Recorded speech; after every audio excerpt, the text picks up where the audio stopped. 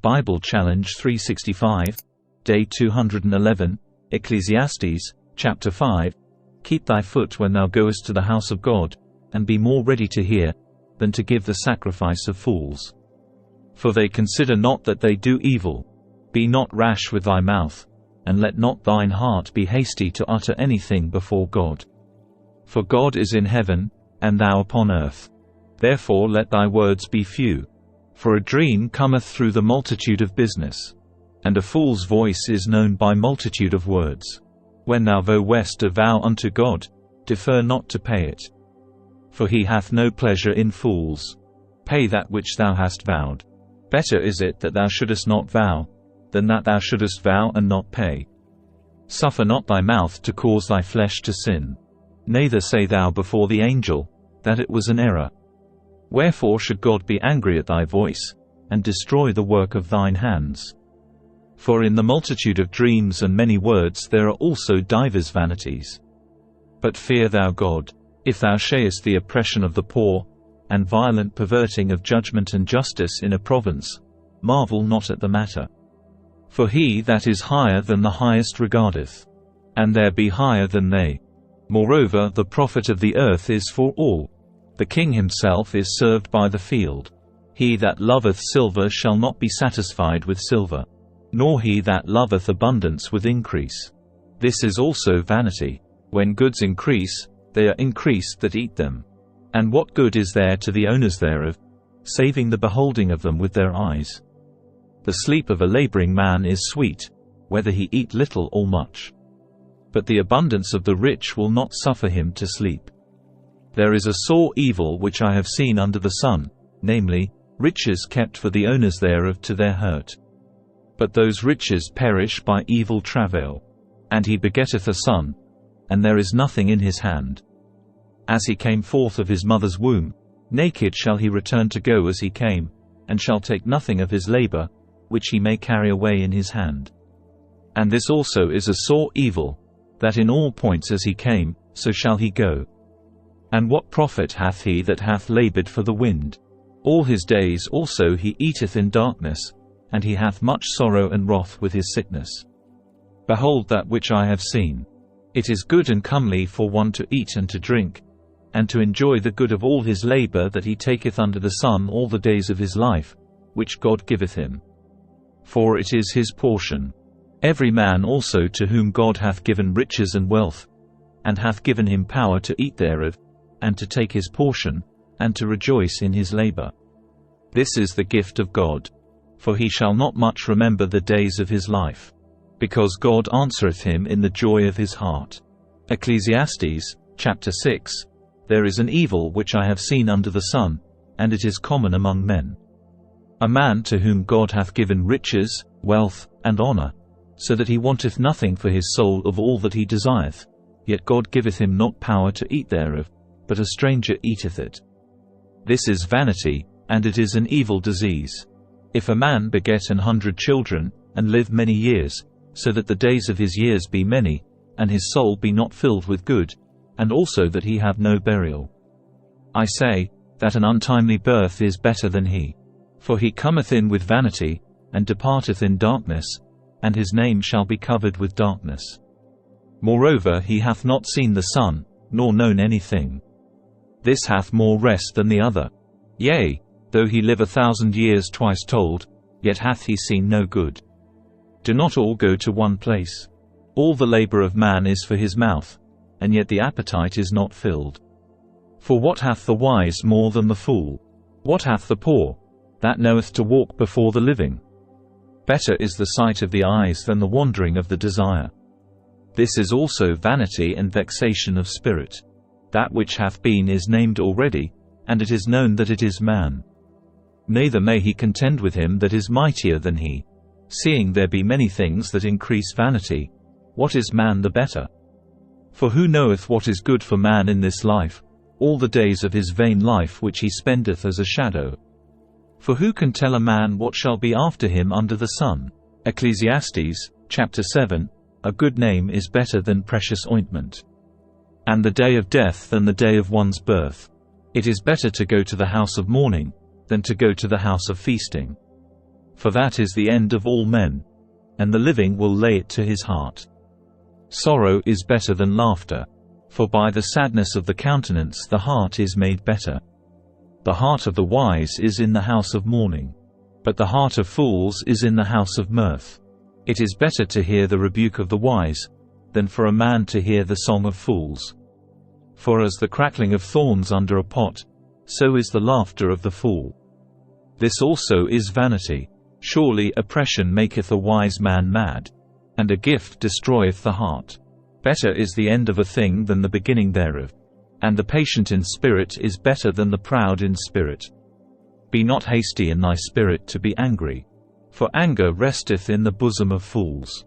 Say not thou, what is the cause that the former days were better than these?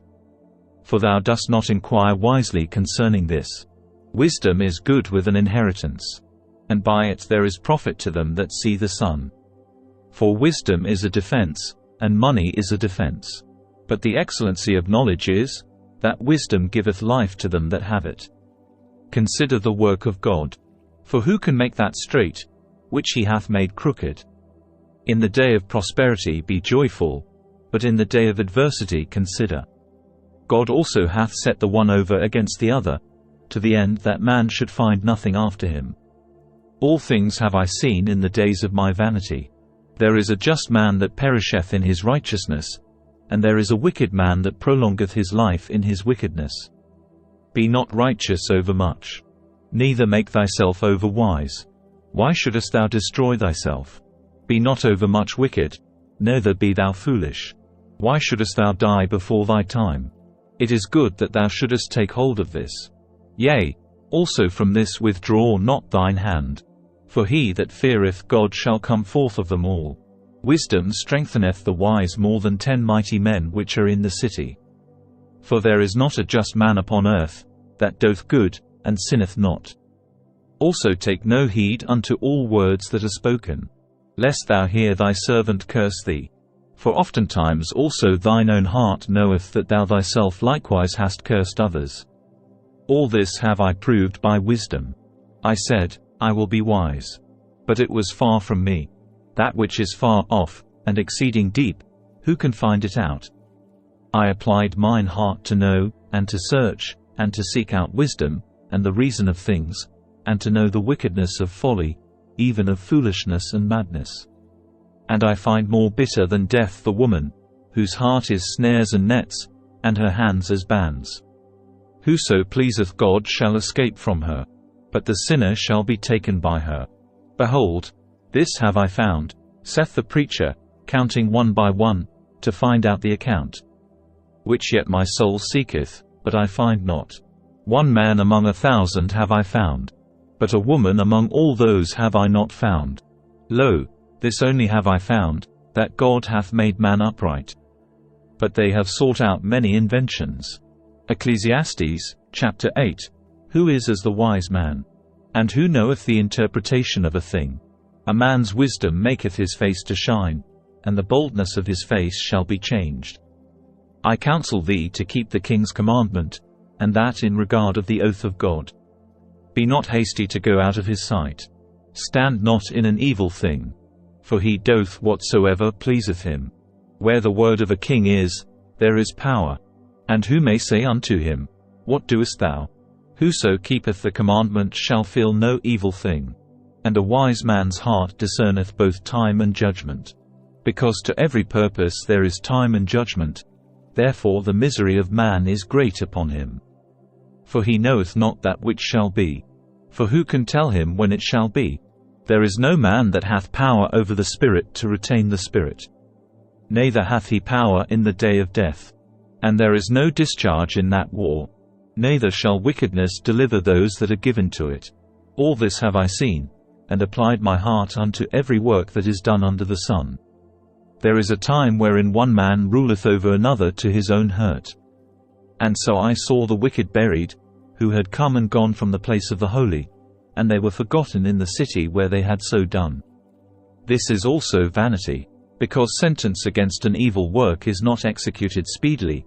Therefore the heart of the sons of men is fully set in them to do evil.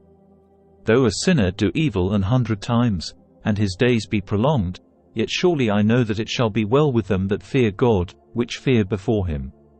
But it shall not be well with the wicked, neither shall he prolong his days, which are as a shadow. Because he feareth not before God. There is a vanity which is done upon the earth, that there be just men, unto whom it happeneth according to the work of the wicked. Again, there be wicked men, to whom it happeneth according to the work of the righteous. I said that this also is vanity. Then I commended mirth, because a man hath no better thing under the sun, than to eat, and to drink, and to be merry. For that shall abide with him of his labor the days of his life, which God giveth him under the sun. When I applied mine heart to know wisdom, and to see the business that is done upon the earth. For also there is that neither day nor night seeth sleep with his eyes. Then I beheld all the work of God, that a man cannot find out the work that is done under the sun. Because though a man labor to seek it out, yet he shall not find it. Yea further, though a wise man think to know it, yet shall he not be able to find it. Thank you for joining us on day 211 of our 365-day journey in the Bible Challenge 365 series. We're excited to have you with us as we explore the scriptures together over the course of a year. If you enjoyed today's episode, please don't forget to like, comment and subscribe. Your support keeps this journey going, and we can't wait to share more with you in the coming days. So, let's continue to learn, grow, and be inspired as we delve deeper into the Bible Challenge 365 series together. And stay safe, and stay blessed, and God bless.